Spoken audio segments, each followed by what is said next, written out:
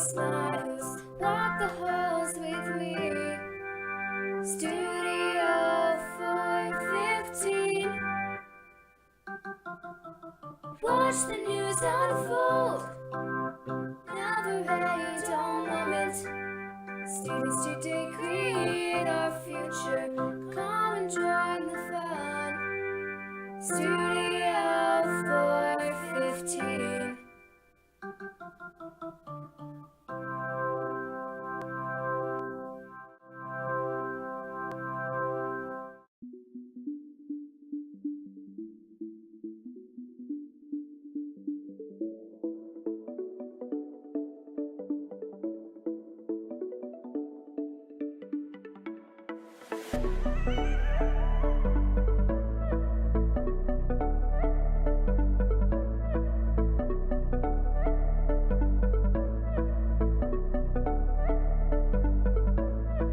Cloudy days and there's no smiles. Stay at home and sleep.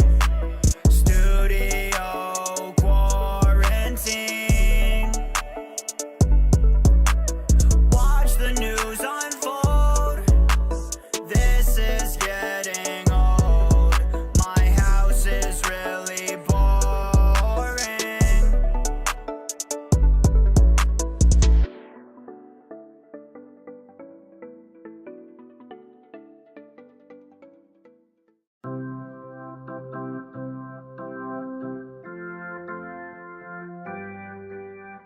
Studio 415.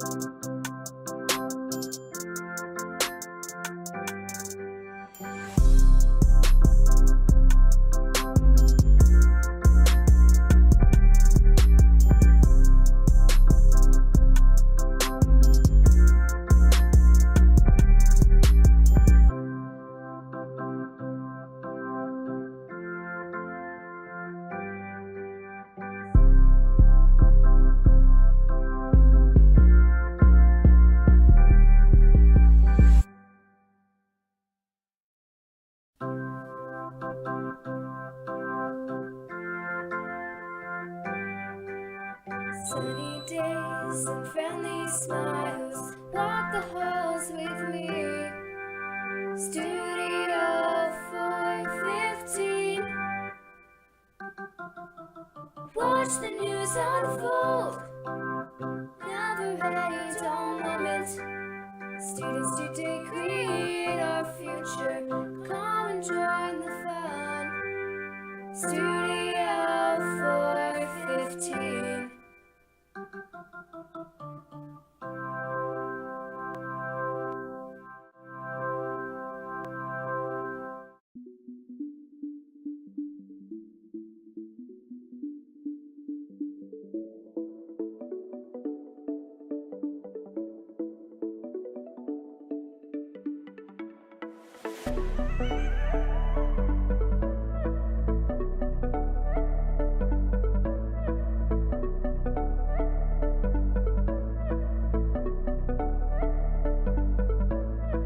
Cloudy days and there's no smiles. Stay at home and sleep. Studio quarantine. Watch the news unfold.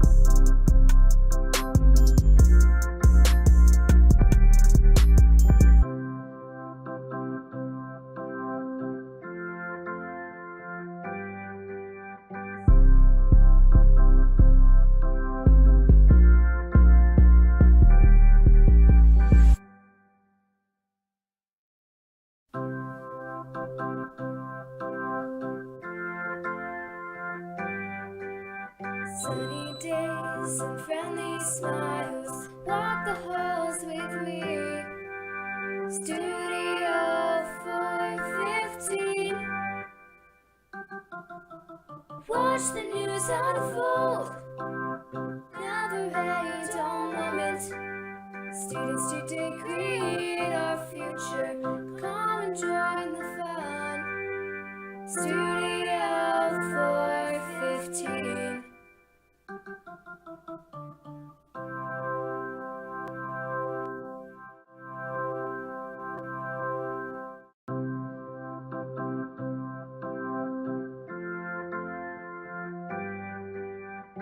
Studio 415.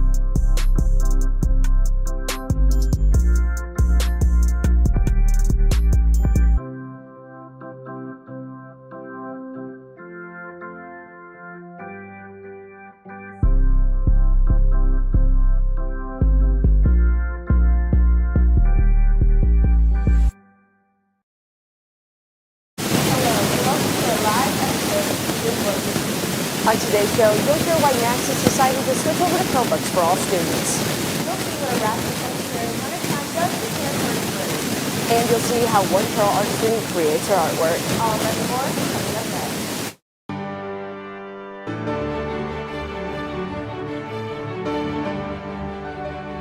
next. Take those risks, even though if you feel like it won't turn out well, just trust the process. Chromebooks by themselves were about $600,000, so that alone was a $300,000 savings. And this is Jefferson.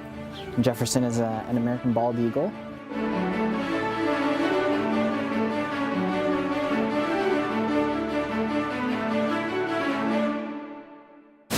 We are coming to you live from Studio 415. I'm Ella Hall. New Carroll students will be experiencing a change in tech that will affect their experience with the performance on their school-issued laptops.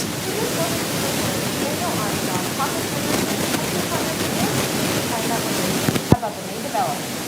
Currently, sophomores and freshmen have been issued Chromebooks upon their enrollment in Carroll. Juniors and seniors have been using Lenovo laptops. In accordance with a new tech policy, incoming classes will instead be using Chromebooks. Lenovo laptops are made by the company Lenovo, and Chromebooks are made by Google. NACS purchases an average of 2,300 devices every year for kindergarteners in the 5th and 9th grades. These devices are usually not reused and instead go into services and programs like the loaner service for laptops and chargers. The order of Lenovo's for the 2023 school year came with a cost of around $900,000, and repair costs average $50,000 to $60,000 per year. With Chromebooks, the district saves about $300,000 for a price of around $600,000 per year. Furthermore, the tech department is implementing a damage protection system with the new Chromebooks in the hope of bringing down repair costs and preventing time-consuming tech visits and repairs. Chief Technology Officer Seth Slater believes that the cost reduction will be helpful in financing classrooms.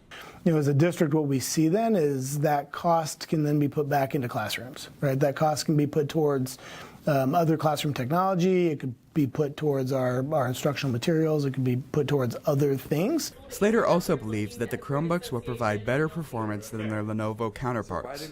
It's going to create some efficiencies. It's going to be a little bit more durable of a device.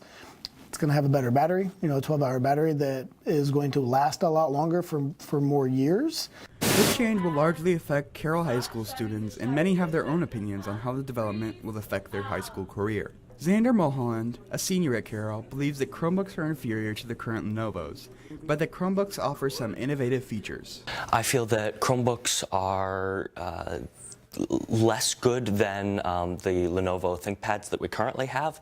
However, some of the features such as the touchscreens are better. Another student, Reese Heinbaugh, also believes that his Lenovo laptop is suited for his needs. My laptop has been durable and it has done me well, and I don't think it's had any problems.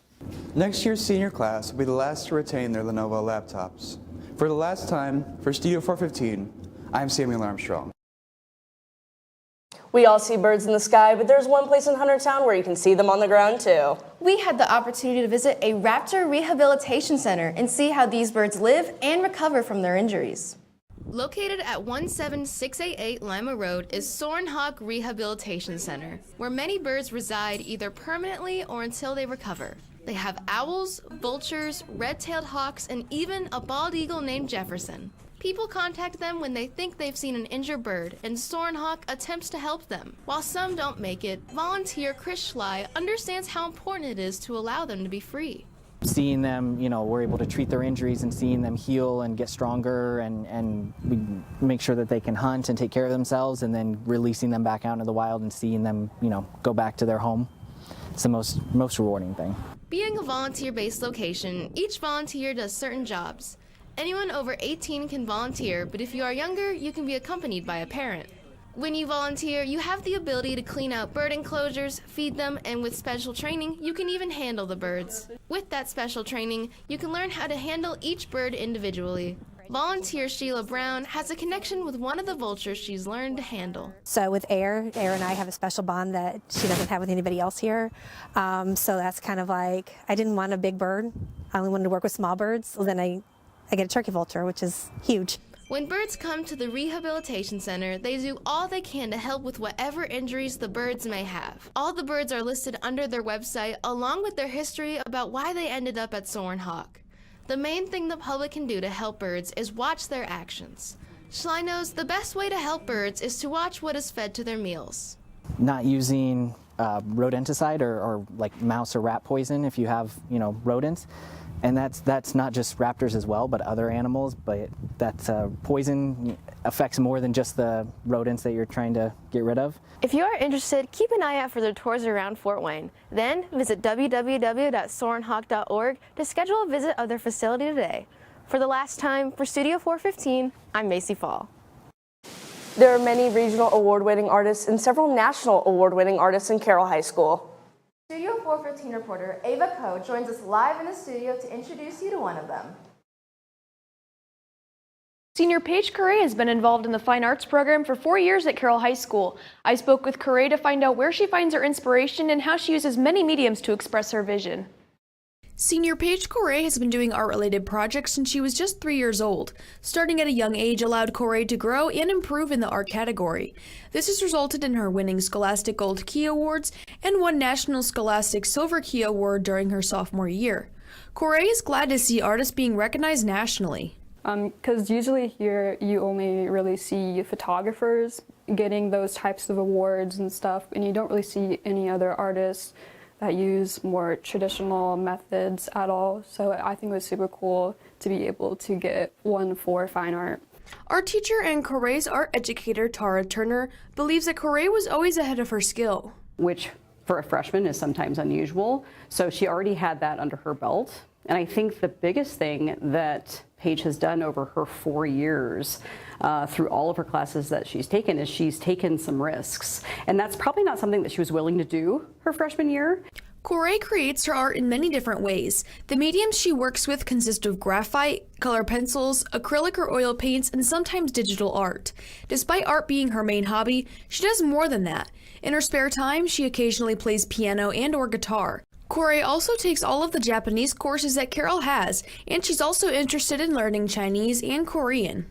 Correa believes learning a new language opens a new door of communication and connections.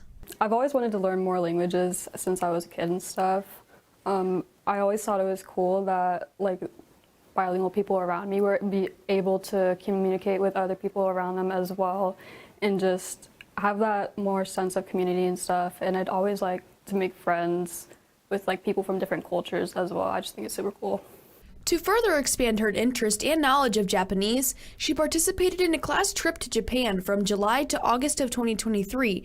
Corey enjoyed the calm and quiet streets of Japan. My favorite part about it, I just really liked the culture itself. I loved how quiet it was there. Like, the streets here in America are just super loud and noisy all the time, so I just really appreciated the cleanliness and like how quiet it was there. Corey is on track to graduate with an academic honors diploma, which is the highest credit diploma that Carroll offers. And after graduating, she has some big plans and goals for her future. Corey plans to study art media relations abroad. For college, I am going to Temple University, Japan, which is in Tokyo, and I will start that very beginning of September. So I feel like that will be a really cool experience. Lots of diverse people around me, diverse culture, especially at that school since it is an international school. Corey is also interested in creating a painting and art business during the summer. If you would like to support Corey's art, she does commissions like wedding paintings, murals, portraits, and some photography. You can contact and check her out on Instagram at PLCoreyArt. Keep an eye out for Paige's artwork in the art case next to the cafeteria or during Fight Arts Night on May 23rd. For my last time in Studio 415, I'm Ava Coe. Back in February, Humane Fort Wayne announced to the public that they are building a new shelter. Studio 415 reporter Sasha Sidonova is joining us live in the studio with more about this expansion.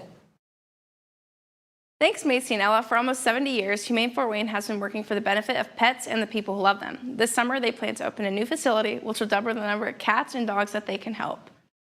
Founded in 1956, the Allen County SPCA served more than 60,000 animals.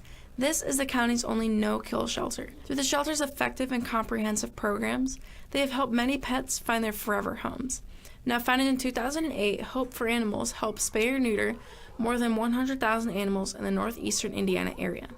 This organization served as the only low-cost clinic to both provide care for pets through the Spay and Neuter Wellness Clinic services. Communication Relations Manager Melissa Gibson believes that the Humane Society Fort Wayne care about the needs of the pets and the families. Fort Wayne is Fort Wayne's only brick-and-mortar shelter that is fully nonprofit and no-kill.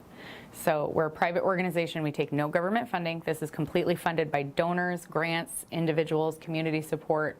The Humane Society takes animals in from all kinds of circumstances. Now, once the pets enter their care, they provide medical services, rehab services, and of course, lots of love and attention to prepare them for adoption. Melissa Gibson feels that the Humane Society is very comprehensive for the animal welfare. And we also are the only organization in Fort Wayne that's really comprehensive for animal welfare. So not only do we have the shelter here on Hannah Street, we also have our clinic, which does low-cost spay, neuter, and wellness, and we have a pet food pantry. So essentially, wherever you are having your pet, we walk through you every step of the way. This dog, his name is Remington. He loves to play. He's a hound mix, and he does great with other dogs and cats. You can take him home today for just $100.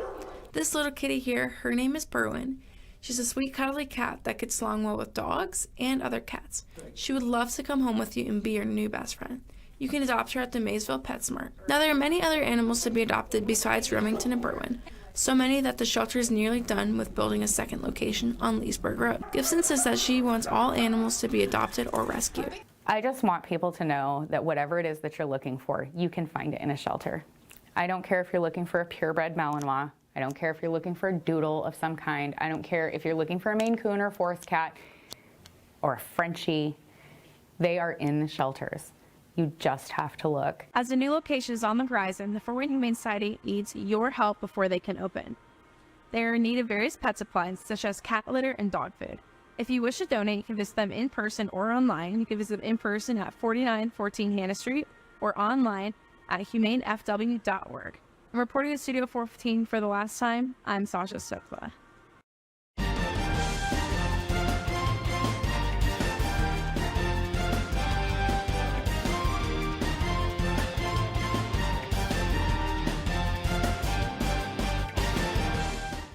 Hello and welcome to the live episode of the Charger Sports Center. I'm Jaden Householder, and here with me as always is my co-host, Chase Roberts.